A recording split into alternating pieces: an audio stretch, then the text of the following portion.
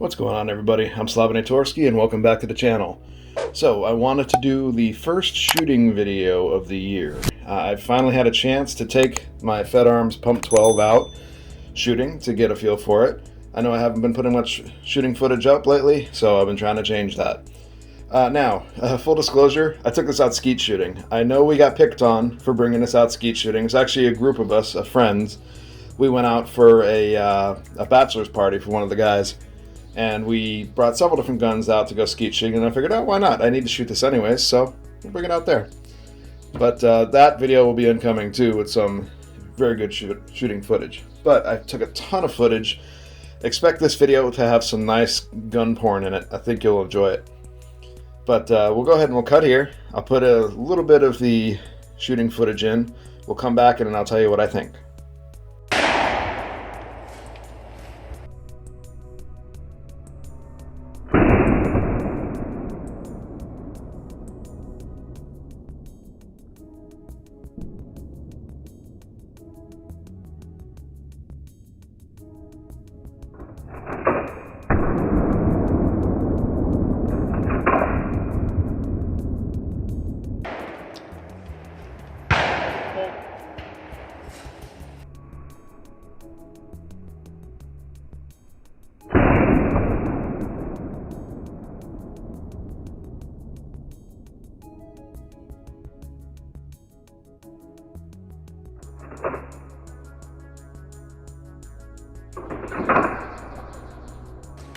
Oh!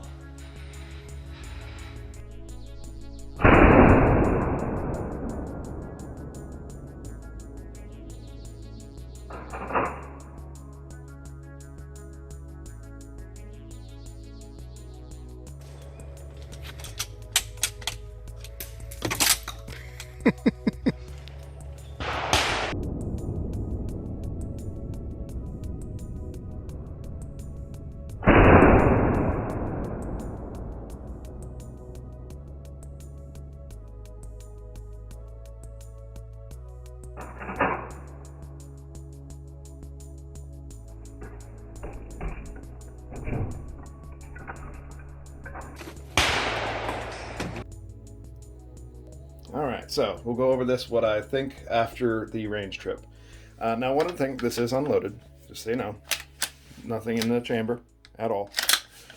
Alright, I did buy this from, I think it was CDNN. It's just a little plastic heat shield.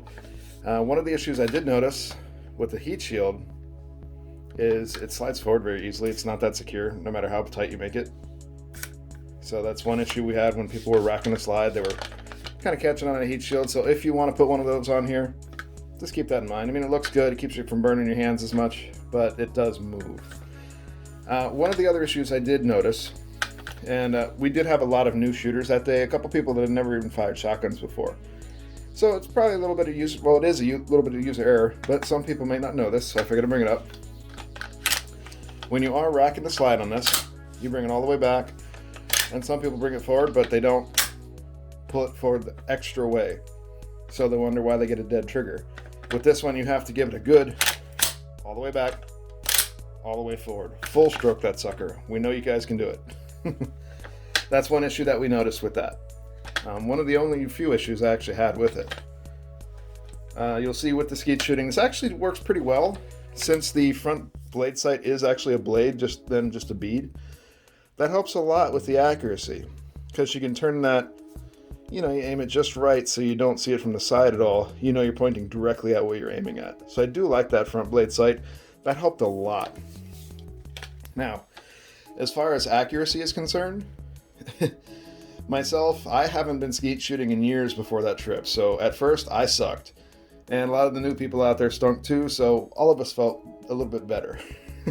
But as the day went on, and we practiced more, because we were out there for about 3 hours, 4 hours, we got better and better. And people were actually starting to prefer this over the semi-auto and the over-under that's one of my buddies had brought. So I think people just enjoy the pump action itself, but the sights especially make a huge difference, I think. But it is fairly accurate.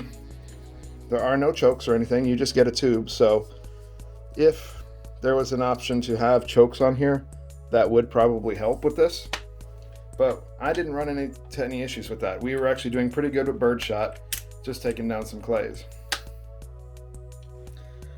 Now, let's see, what else do I want to go over? I did disassemble this at one point throughout the day, just to see if I could field strip it sitting on the back of a golf cart.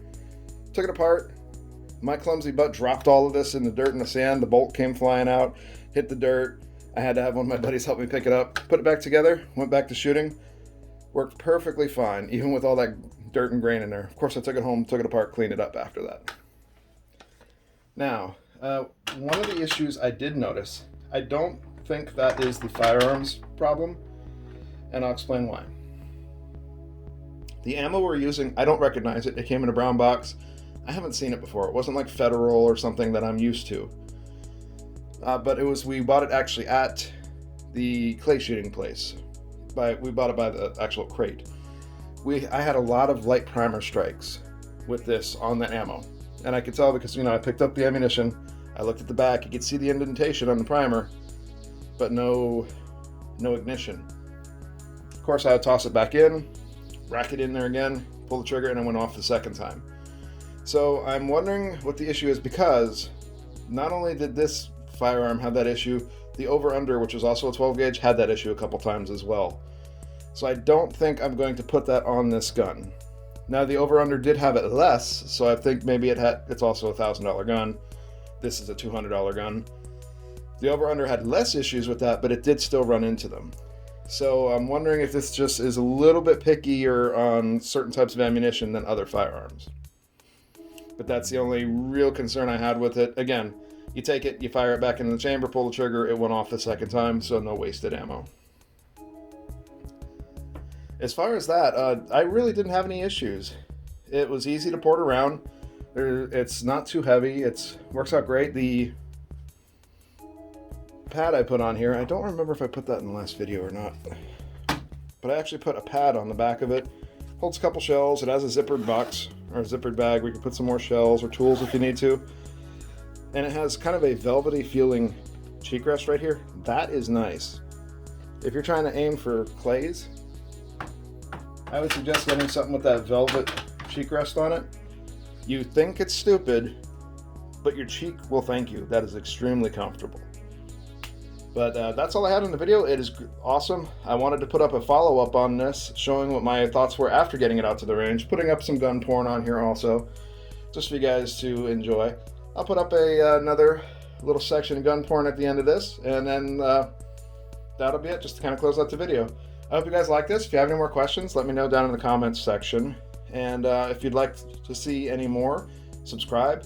We're almost to 1,000 subscribers, and when I'm recording this, it is just before February, so this might get posted halfway through February because I'm post-dating a lot of videos just to make room.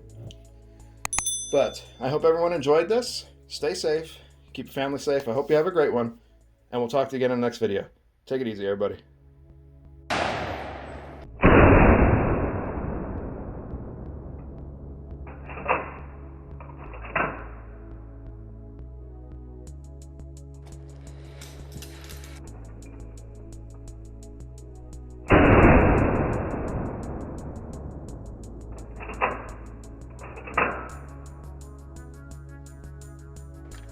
God, that second was so bad. Oh.